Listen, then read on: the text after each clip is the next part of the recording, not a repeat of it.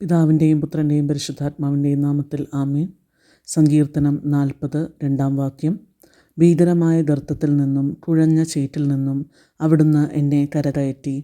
എൻ്റെ പാദങ്ങൾ പാറയിൽ ഉറപ്പിച്ചു, കാൽവയ്പ്പുകൾ സുരക്ഷിതമാക്കി. ആമേൻ. ഹല്ലേലൂയ. ഈശോയിൽ പ്രിയരെ, മനുഷ്യരുടെ മനസ്സിൻ്റെ പ്രതീക്ഷകൾ അറ്റുപോകുന്ന അവസ്ഥ ഒരർത്ഥത്തിൽ മരണം തന്നെയാണ്.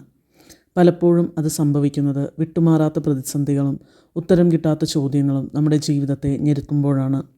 നാം കടന്നു പോകുന്ന പ്രശ്നങ്ങളിൽ നിന്ന് നമുക്കൊരു രക്ഷ തീർച്ചയായും ഉണ്ട് എന്ന് നമുക്ക് ഉറച്ചു വിശ്വസിക്കാം. ഇന്നത്തെ വചനം നമ്മെ അത് വീണ്ടും ഓർമ്മപ്പെടുത്തുന്നു. ഏത് ആഴമുള്ള കുഴിയാണെങ്കിലും, നമ്മുടെ കാലുകൾ കുഴഞ്ഞു പോകുന്ന പോലെ നിലം കാണാത്ത അത്ര ചേറാണെങ്കിലും നമുക്കത് തമ്പുരാൻ്റെ സമക്ഷം ഏൽപ്പിക്കാം. അവിടുന്ന് നമ്മെ കരങ്ങളിൽ വഹിച്ച് ഉയരമുള്ള ഒരു പാറയിൽ നമ്മെ ഉറപ്പിച്ചു നിർത്തും. നാം വീണുപോയെന്ന് വിചാരിച്ച് നമ്മെ പരിഹസിച്ചവരുടെ മുൻപിൽ നമ്മുടെ ഓരോ ചുവടും സുരക്ഷിതമാക്കി നമ്മുടെ തമ്പുരാൻ കാണിച്ചു കൊടുക്കും. കൂടുതൽ ആഴമുള്ള തീക്ഷ്ണതയുള്ള വിശ്വാസത്തിലൂന്നി നമുക്ക് ശക്തമായി പ്രാർത്ഥിച്ചുകൊണ്ട് ക്ഷമയോടെ കാത്തിരിക്കാം.